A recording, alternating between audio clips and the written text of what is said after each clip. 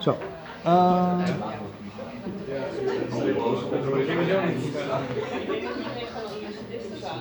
Ik had dit gemaakt voor langer uit en maar nog 2 uurtjes gekomen.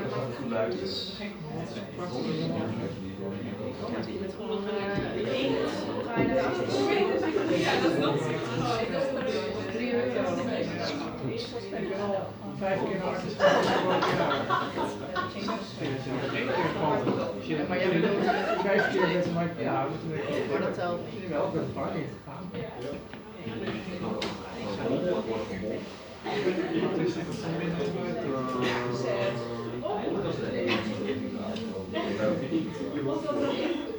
Ja, het vraaguurtje verplaatsen, dat gaat niet lukken. Maar de deadline naar dinsdag, dat lijkt me geen probleem. De practicumsessie? Nee, dan vervalt die voor maandag. Ja, maar ik kan dinsdag niet. En ik heb een ruimte maandag. Dat is best op maandag. Dus ik kan later komen. Dan moeten we een extra practicumsessie bemannen. Dinsdag.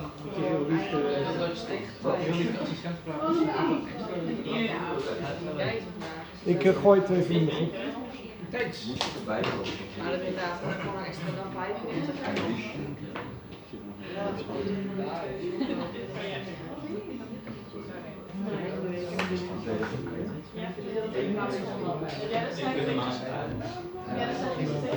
Zeker omdat we zijn die zo los.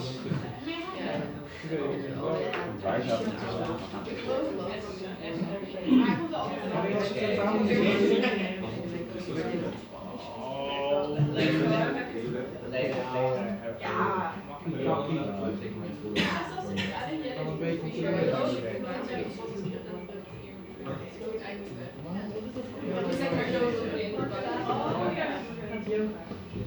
So, ik was echt heel dom met Engels.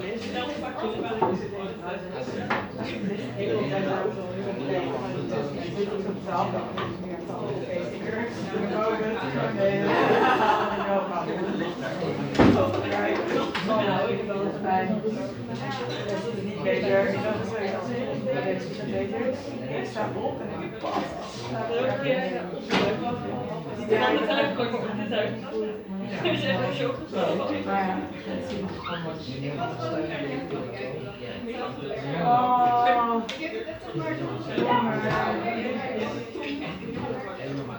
Oh, bedankt van. Oh ja, jammer.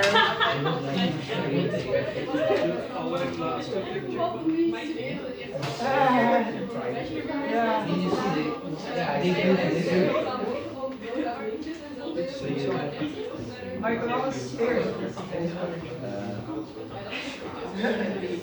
Dan hoe vind je het hier? Dat zou net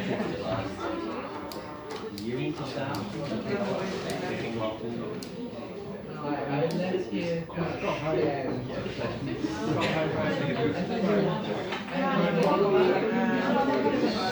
Ja.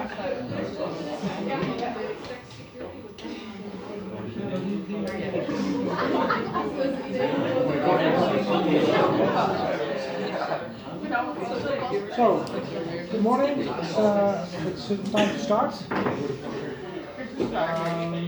Yeah, I'll leave the door open. So there was a suggestion from Mariah and sorry, I know your name, but I forgot. You should post more questions. I posted already. Okay, from the people in the second row. To shift the deadline of the assignment to next week, Tuesday, so people can combine going to the question hour with going to the practical session. People that have to travel far then might want to skip, or could skip the one on Monday. Is it then an extra session? Well, preferably we would just shift the Monday session to Tuesday. Would that be a problem to somebody? Yes.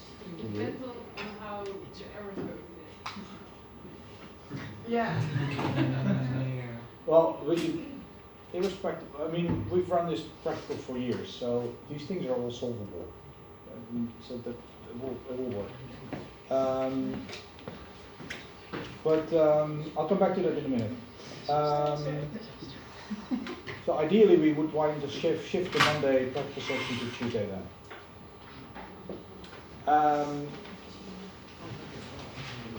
But it also means we'll start grading one day later. Obviously, because we can't start grading before the deadline. Right? Interesting. Would be an interesting concept. Well, some people submit early, but that's typically not the majority. So. Okay, let me see. So I've put this. So are there still lectures next week or not? No. There's a question hour and there's breathing space on Monday. That's yes, indeed. You need that. No, that's for when, and it actually rarely happens, but for when one of us is ill or whatever happens, or we run out of time, we like seriously run out of time in the lecture, we need an extra lecture, or we need to shift something, we always keep this spare slot. And because we have it, we don't need it, I guess. Okay, because we used to have courses with 13 lectures and then question hour, then we always needed an extra slot.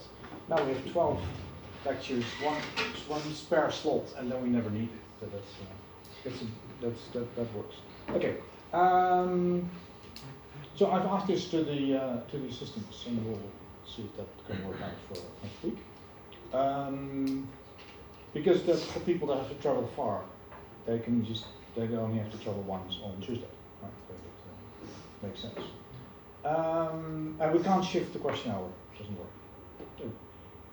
Specifically, it does not work with Sonna's agenda.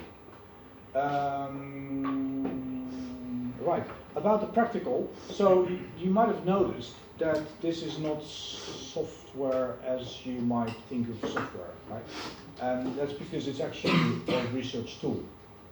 It's a script that we developed to do our research. It was actually developed for doing the work that's in the My et al. 2014 paper. It's been developed a little bit further since then, so it's actually made much more error resistant and much more portable than it was in the beginning. But it was never, the writing of the script never involved somebody with any software engineering skills. But it works, yes? It just sometimes doesn't, and then you have to find out why. Okay, but the reason that we put it in the course is that this is quite likely a very good example of all the research software that you will probably have to work with during your internships and possibly also later in your career. So this is your first, maybe not your first, but at least a hands-on experience of how to work with that kind of software. Because it's very unlikely that this will be the last time that you'll be facing, let's say, uncooperative software. Okay, so that aside, so how do you like the practical so far? About halfway now. I see mixed feelings. Can you trust me if I say that in the end the things actually fall into place, and it will start making a lot more sense than it is doing now. And as I think it was, I don't remember who put up the announcement, but there was an announcement yesterday. Make sure you get through all the practical things like running the scripts and sorting out all those things today. Because the later you do that, the harder it will be to finish everything. Yeah? If you do it next week, it's still not impossible, but it's starting to get tight. Yes? Okay, and that's why we're here, right, to help test it. Before I go into the topic of today, protein structure and function, I have a few words on the exam. We'll have more detail on this next week in the question hour. So there's three main topics that I hope you also recognize from the lectures. It's structure comparison and validation, it's structure prediction, and it's simulations. And also that goes hand in hand with the three practicals that you've been doing. And so there will be questions on at least one question on each of these 3 topics. And in addition, there will be questions on the 3 main papers. So the Van Dijk et al. Paper about the hydrophobicity of the so temperature dependence of the hydrophobic effect. Not the hydrophobicity of the temperature dependent effect. Doesn't make sense. Then there's the Ashworth paper that Sanne did with you yesterday. And then there's the Shaw paper that I did with you last week and the week before, or at least spent some time on it twice. So, and then we'll have parts of the questions being basic. Typically, the first, like the A part will be basic, more basic, and the B part of each question will be more advanced. And we'll try to go for a roughly 50-50 division, maybe a little bit more points towards the basic questions. And this setup is quite similar, maybe if you remember from last time. And then the question hour, as I said, will be next week. We'll start at 9:30 because from our previous experience, we always run out of questions before we run out of time, and then it doesn't make sense to start at 9 and be done at 10:30 or earlier. And then so we'll start at 9:30. Besides, Sanne can't make it any earlier. And we'll be here. So the PDF that I uploaded, and I was that yesterday, Sunday, earlier, had last year's time and day and location. Don't believe that PDF. I'll put up a new one, but I haven't yet. Okay. And like maybe you remember for Fundamentals of Mathematics, we will go through all the questions that have been put on the discussion forum, starting with the ones with the highest number of votes. Right, so we'll open a discussion forum somewhere later today, where you post your questions for the question hour, and then vote on those questions, and we'll sort the list by the number of votes, and we'll do the question hour by going through the discussion forum. Yeah?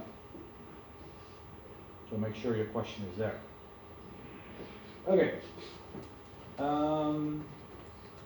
little bit more detail. Oh yes, the 3 papers, Van Dijk, Ashworth, Shaw. You can print them and bring them with notes on them. Yes, and you don't have to print double-sided, but you can write on both sides. Yeah? Then the lecture material is obviously those papers, but it also covers the assignments.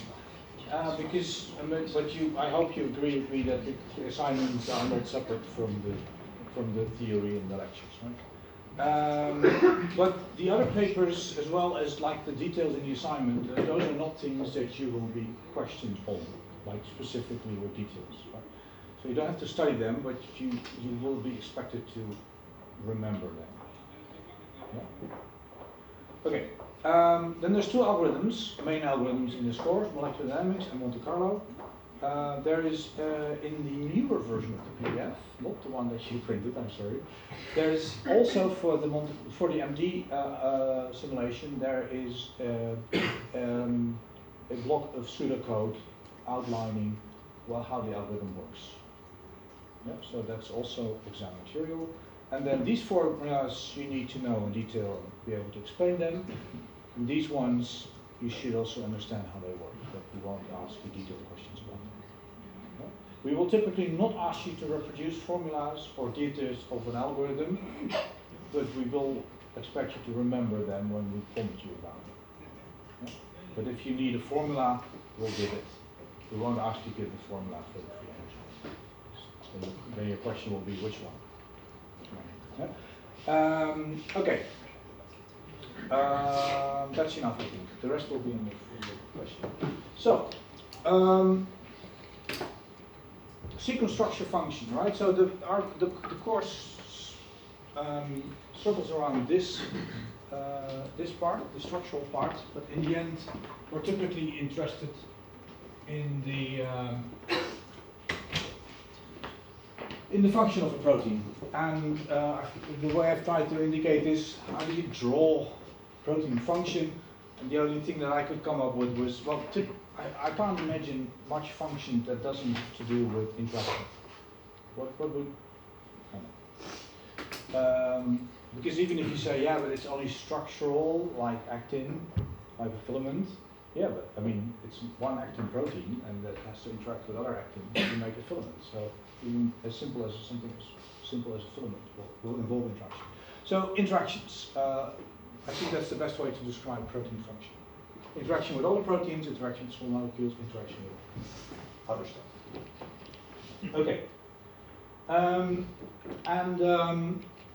To put this in perspective, so there's lots of methods for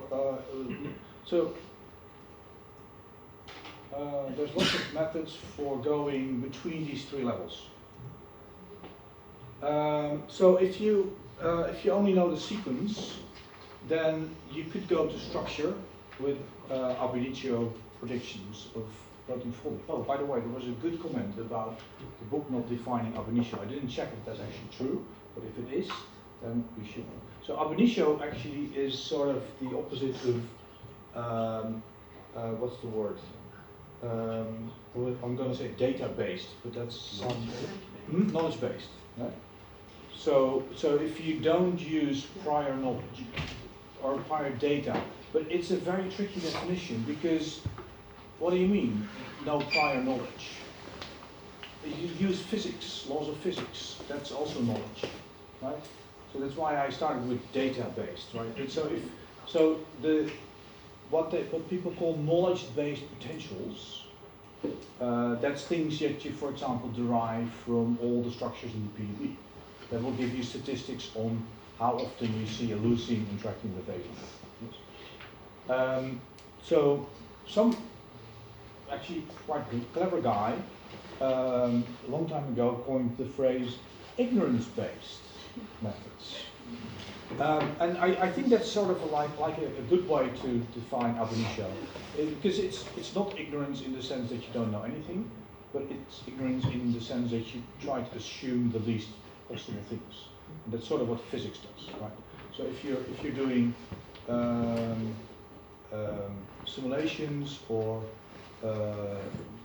physics-based predictions of protein structure, you could say that's sort of ignorance-based.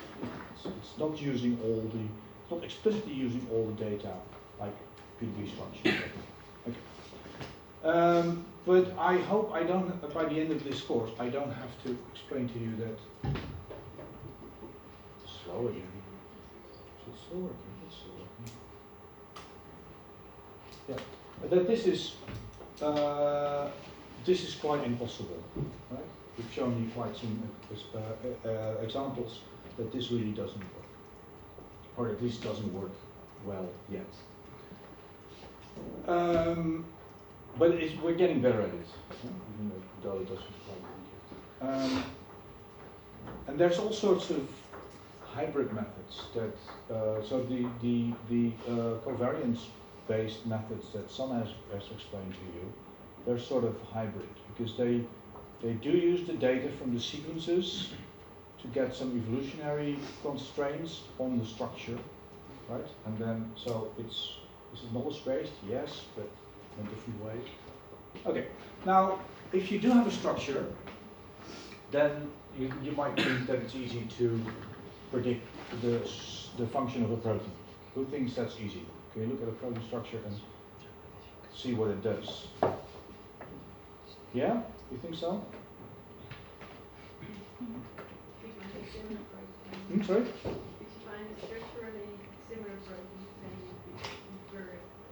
If the only thing you have, if you do the ignorance-based approach there, right? Not comparing it to other structures in the database of which you might know the function. How would you know what it does? You would have to predict what it interacts with, small molecules, other proteins, all sorts of other stuff. You're going to do the course with the dialectic, maybe, right? Using medicinal chemistry, and they're all about predicting how small molecules bind to proteins. We can barely do that. I mean, we can, but not really very good. And we can only do it when we actually know what the protein is supposed to do, because then we know what kind of molecules we should try to bind to it. So we can't, really. In some cases we can. Okay.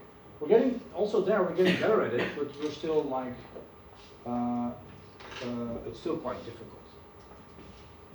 And so let me quantify that. Difficult here, like, so this means if you have a method to generate, like, from ab initio falling prediction, to generate 100 structures, then maybe one of them might be close to the crystal structure.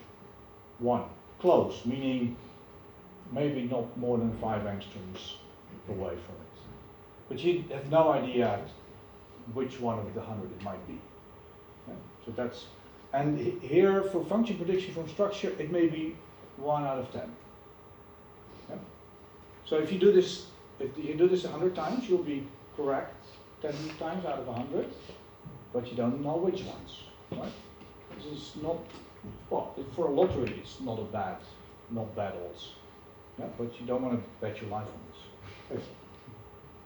Then you can also go the other way, right? You can go from structure to sequence by threading. Son also explained that to you, right? So basically you're finding the sequence that is the best fit for a particular structure. And you can also go from function directly to sequence by homology searching. Or the other way around. And there's also methods that go from sequence to function, where you train like machine learning methods on sequence data, and then infer functional characteristics of the protein directly from the from the sequence. And these two are actually sort of the main thing in bioinformatics at the moment, because they work. Why do they work, and why is it so hard when you have the structure? It seems weird, right? It doesn't make sense. Structure should tell you more about the protein, but it makes it more difficult. Function is conserved better? Function is conserved better. So what does that tell us? So, Oh yeah, you go ahead. Oh, because if you have mutations and in certain places you don't, you can have a different sequence, but the functions can't stay the same. So Right. So can I rephrase that this way? So because if the sequence is conserved, it tells you something about the function. Right? So that's the thing. This works if the sequence is conserved. And that's easy to detect because you can just see it in the database, basically. The problem is, in many cases, function is conserved while the sequence isn't. Then you're talking about more distant homologs. And then you can't do it from sequence, or also there we're getting better at it, remote homology detection. So, but that also has its limits, right? So this is very good for the proteins for which it works, but it doesn't work for all cases. So the going from function to sequence and back, right? So for all the other cases, I don't get why the homology searching arrow goes from function to sequence, because you give a sequence to BLAST, not a function. yeah, but you look up the sequence with the known function in your database. So what you're actually doing is you're taking the data about the function that's in your database, you're transferring it to a homolog of the sequence that you have annotated. So the information of the function is transferred to the other sequence. but you don't need information about a function when you BLAST, right? No, but if you do, well, it depends what you use BLAST for. You might use it for generating a profile to do remote template prediction for your homology model. Then you're not looking for function. But what most people use BLAST for is to find a hit with an annotated function that might already tell them something about the function of that protein. That's the right one. Yeah, but it's not. No, this is homology. This is prediction from sequence. This is where you have, like, you train a machine learning method on sequences, and then you give it a sequence, and then it will tell you, oh, there's protein interaction sites here, there, and there, and there. and this might be a, I don't know, a nucleotide cofactor binding site. This might be a DNA binding site. This might be the hydrophobic core. Something like that. Right? But if you do like a mass spectrometry experiment and you find some kind of protein sequence of a completely unknown protein, Yeah. and you blast the protein sequence, and you're going from sequence to function, right? Yeah, but the information goes the other way. You're searching from the sequence, your unknown sequence, or your known sequence with unknown function, your sequence of interest. But the information comes from the annotated database sequence. If there is any information, if there's any annotations on the hits that you find, then the information goes from the database to your sequence. Okay. And in the other methods, you've trained a method on sequences, so you can give it a sequence, and then it predicts information from the sequence. Yeah? This is also just a scheme, right? It's just, I mean, because the reality is much richer than what I put on the slide. It's because it's also why a map of the city centre of Amsterdam is much smaller than the actual city centre of Amsterdam, because that makes it useful, but it's a simplification. Okay, but this is meant to indicate where the information or the knowledge flows. Maybe I should put that on the slide. Chalk.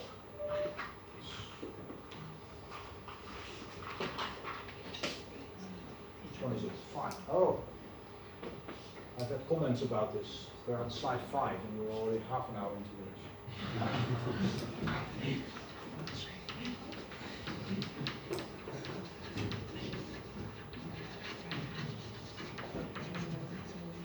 This is for me to read. If you can't read it, don't worry. Okay, so are we here now? Yes. Right? So these big arrows, they work, but they don't always work. Okay, now I have one other overview for you, and that's this one. So if you're talking about protein function, actually different kinds of function reside at different levels of the protein. So it goes from very detailed at the bottom. We don't have to go through all the steps here in this slide, but it's just to give you, you might recognize this figure from the book. It goes from very detailed stuff at the bottom to very more, I was going to say coarse, but that's not the right way, right word. More global, if you like, properties at the top. Where, for example, if you take the Ashworth paper, if you're trying to predict what the impact would be of a mutation at this particular position in P53, or not just a mutation at this position, but this particular mutation at that particular position in this particular protein. That's very detailed, right? So that's the residue level. Then you could have things that have, so this is mutation impacts, and things about secondary structure, active site, that's multiple residues, transmembrane regions, typically a bit larger again. Then maybe there's interface regions for binding to other proteins and DNA, small molecules. Again, this is a scheme, right? So it doesn't have all the details. And then, so this is sort of the residual level where it's single and multiple residues. And then you go to sort of the protein level. Domains, whole proteins. So if you're talking about domain prediction, obviously that's domains. But if you talk about things like aggregation, stability, or pH dependence of different things, we're talking about a whole protein, or maybe even already about a complex of a couple of proteins, or maybe many proteins, like an actin filament. Right? So these are different levels at which you can find protein protein function. Okay. So now we've set sort of the boundaries or the landscape for talking about protein function. These, by the way, I just mentioned the book again. These 2 chapters, so 5 about protein function, like an introduction to it, and 11 about function prediction, they were by far the hardest to write. Well, the thermodynamics chapter is tricky because you want to get everything right there. But these ones, because we've revised this so many times, sometimes more than 2 times per week, because if you think about it, what is protein function? It's drug design, it's biochemistry, it's molecular biology, it's biophysics, it's a lot of stuff. Right? And then you want to make 1 chapter out of that. Okay, it took a while. I think we sort of nailed it. Yeah. So this is what protein function looks like. Okay. So then, so what I'm going to try to do in the rest of this lecture, go through some what I think are striking examples of protein function, where we actually go traverse some of these different levels. So the Ashford paper, I'm not going to go into the details because Sana did it yesterday, unless there are still big questions about it. But that's really a residue level. Then I'll show you some really cool, I would say footage, because it's actually almost movies, of time-resolved crystallography of myoglobin. So then we're talking about the domain level and also about dynamics. And so while preparing the lecture on Sunday, I realized that first of all, because I didn't have these labels there yet, I was like, hey, my topics go through the different levels. That was cool. And I also realized that the schema doesn't involve dynamics yet. And most of our lectures, have we done any lecture where we didn't mention dynamics? No, I don't think so. And even the lecture on crystallography, I emphasize dynamics. So, and then the course is called Structural Bioinformatics. Okay, that's how your understanding of things progresses. Okay, so this is about dynamics. Then I'll have a sort of a more global thing about function and interactions, where we go from proteins to complexes. I'll have a sort of a sidestep into pathways, citric acid cycle, where we go to complexes and pathways. So if you want to extend the schema on the previous slide upwards, then you're going from complexes to pathways. And then we're going even a step higher to a very small bacterium, a pathogen actually, where they've tried to do whole organism modeling on the metabolism, but also on the protein structure and function. And that goes actually, because that actually connects back to individual molecules. So that goes from all the way up to, let's say, genome scale complexes and pathways back to individual molecules. And if we have time left at the end, I'll show you a little bit about some simulations that people did a couple of years ago of the flu virus, and looking at the interaction between dynamics of the virus capsid and details of the protein interactions. Okay, so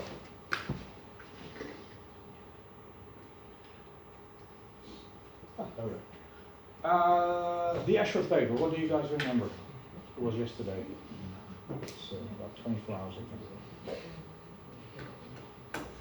That this protein is mutated, or the mutations are found in cancer in those places where their impact on the binding energy is the highest. Yes. If there's anything that you should remember about that paper, it's this screen, right? Yeah? Did everybody get it? Yeah, so here, this is the occurrence of mutations in this, so it's TP53, it's probably the most famous cancer-related gene. And I think it's also the most strongly cancer-related gene. And here you see where mutations occur. And then here they've calculated, well, actually 2 traces. One that where these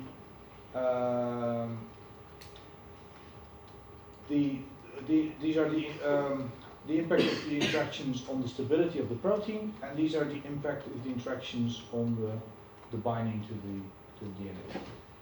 And then much of the rest of the paper is about how to correlate these things. together, and they find that they are quite strongly correlated. Okay. And for example, so if you calculate the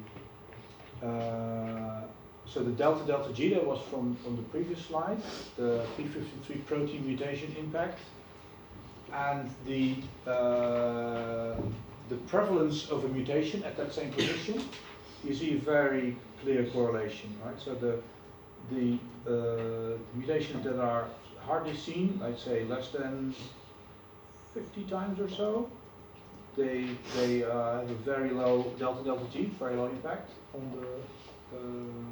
Not sure if this is stability or binding.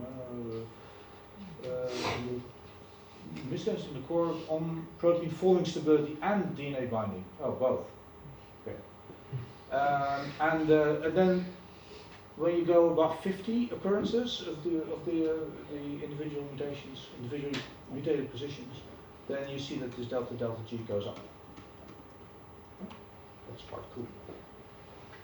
This is not easy to get a correlation like this, so this is quite significant. Okay, and this is more or less the same way, or a different way of looking at the same thing. So I don't need to go through that as well. The other thing that they did was compare this with two sequence-based predictors. So those are the ones where they give it a sequence and then they say something about the function of this very specific type of function here. So what the impact of a mutation at that position would have in general terms. It's a funny thing that we can actually do that. This alanine at position 86, what happens if I change it? You can actually, to reasonable accuracy, give an answer to that. So there's two methods to do that. One of them is, I thought I used, mutation assessor and polyfen. I always use polyfen and SIFT, it's another one. And then they look at different combinations of these methods to say whether they are their predictions are complementary or they're basically predicting the same thing. I don't want to, also here, did someone go through this figure with you yesterday? Yes? More or less? Good. And the sort of the main figure of the paper, at least from my perspective, is where they let's see, this is the prevalence of the p-factor of the p-value of the mutation happening, and the p-value of the delta G. So you have to look into the methods detail to understand how they calculate these p-values. And then you see quite a nice correlation between the occurrence and the calculated or predicted impact. Okay. Any more questions about this? Okay. Yeah, okay. Then we go to the next item on the menu. That's myoglobin. It's the oldest crystal structure. It's really, it was worth the Nobel Prize. A couple of crystal structures, the protein crystal structures have been worth the Nobel Prize, but nowadays they're not even worth a paper. You need 3-4 crystal structures and then some other experiments or simulations and conclusions about the protein function, for example, before it's an actual proper paper. But anyway, 1960, right? Computers were few and far between, and very expensive. And the modeling was done with wood and clay and nuts and bolts, literally. There's some, if you Google John Kendrew and myoglobin structure, you see all sorts of cool photographs of that. Okay, so it's the monomer. You have it in your muscles for local oxygen storage, but it's a homologue of hemoglobin, which is which occurs as a tetramer, and in your bloodstream is responsible. Well, not in the bloodstream per se, it's in your red blood cells, right, for oxygen carrying. Okay. And it binds. So this is also important. Sorry. So if you look carefully, here you see the heme group. There's an iron in the middle. You know what iron likes to do. If you leave your bike out in the rain too long, it will bind oxygen. right? So the iron binds the oxygen, that's why it's kept. I would like to go to the next slide, please. Oh, right, okay, that's what I was just saying. So now, this is what they've been doing in this paper. So there's a lot of information on this slide. Pleasure. You see the ball and sticks. That's the so here's the heme group, and there's a couple of key residues around it. This histidine is important because that's actually bound to the iron in the heme as well. And what you see here is basically a picture of motion. And they use a very cool trick, and that and they fortunately have chosen colors that I can also see. So they basically overlay. They basically subtract two electron density maps, and they plot the difference, where negative differences are where the old density is higher, where it's coming from, and positive densities are where it's going to. And then you code the negative ones in cyan and the positive ones in green. And wherever nothing changes, they add up to white. And this is a way to display motion that even our brain can interpret.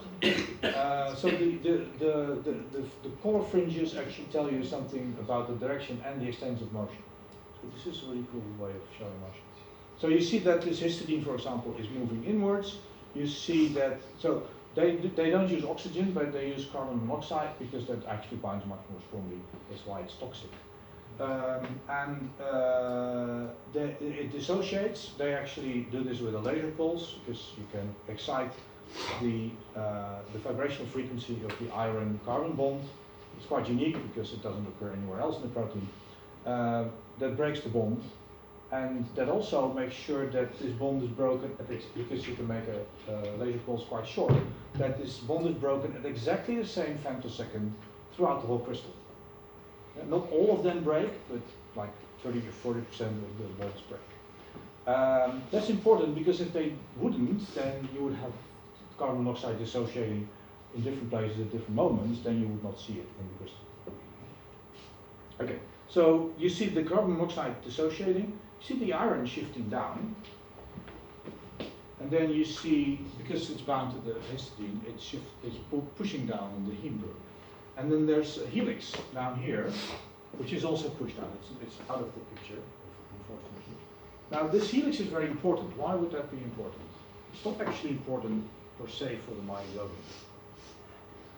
Anybody remembers? So hemoglobin is a tetramer, right? So this helix in hemoglobin, or not this helix, the homologous helix in hemoglobin is actually at the tetramer interface. All of those four helices are on the same place. And when one of the irons dissociates or binds oxygen, it goes the other way around. It pulls the histidine, it pulls the helix, pulls on the other helix because they're bound, pulls on the other histidine, pulls on the iron, making the iron much more, the binding of oxygen to the other iron much more favorable.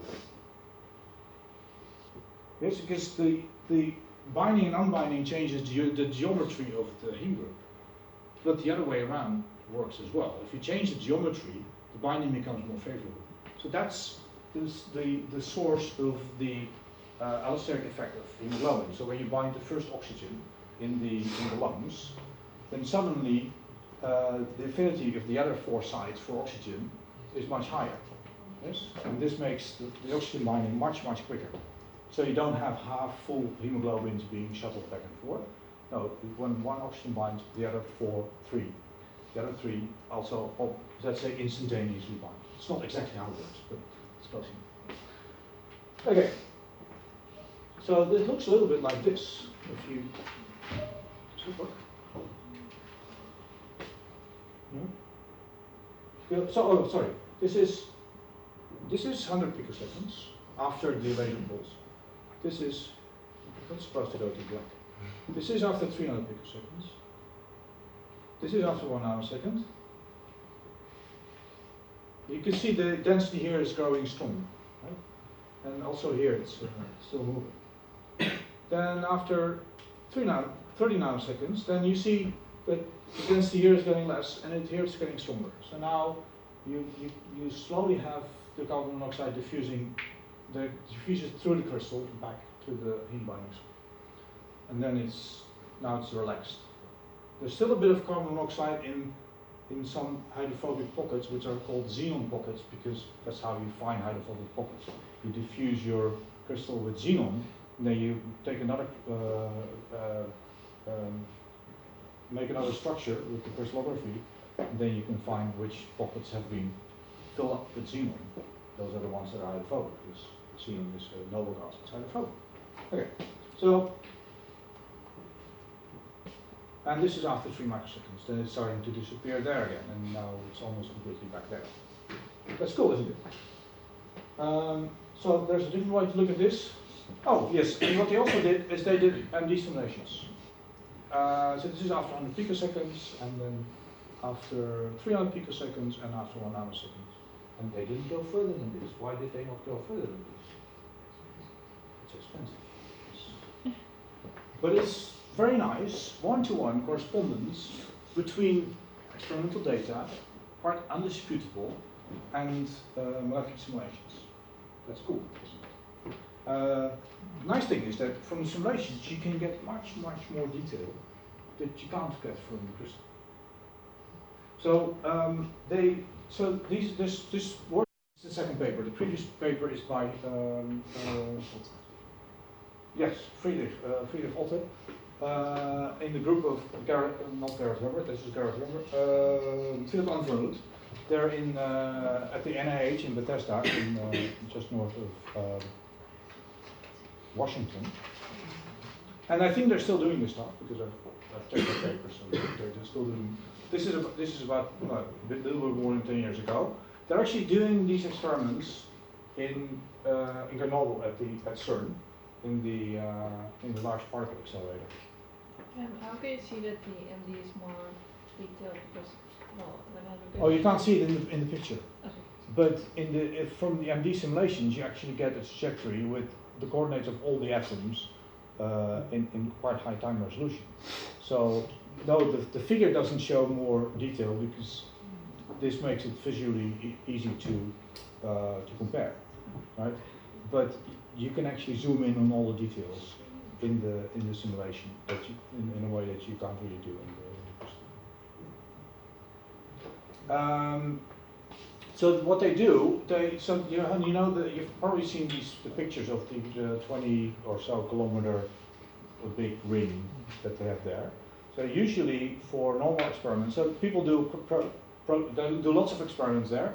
One of the type of experiments they're doing there, one of like thousands, is protein crystallography. Why? Because this big ring gives you enormously intense X-ray beams, and also you can get very high. Let's say that, like one wavelength, very high quality beams. Well, these guys. So you should imagine that this ring has a standing wave of electrons which are moving around, and a standing wave has peaks and valleys, and each valley can be filled with electrons. Then you get a continuous beam of X-ray. But you can also just fill a couple of these minima with electrons, and then you get basically an X-ray stroboscope. It's not good for parties, but you basically get a stroboscopic images of like every 3 picoseconds or so, you get another flash of X-ray, and you can collect them individually. So each of them does not have enough information to resolve the whole crystal. But you don't need to, because the changes between the crystals are small. You only have to resolve the differences, and that works. And they also need all wavelengths, otherwise they don't have enough information left, and makes it very complicated. But if you're interested, read some of their papers, because it's really cool work. Okay. So, as far as I know, he's the only guy in the world doing time-resolved crystallography. Okay.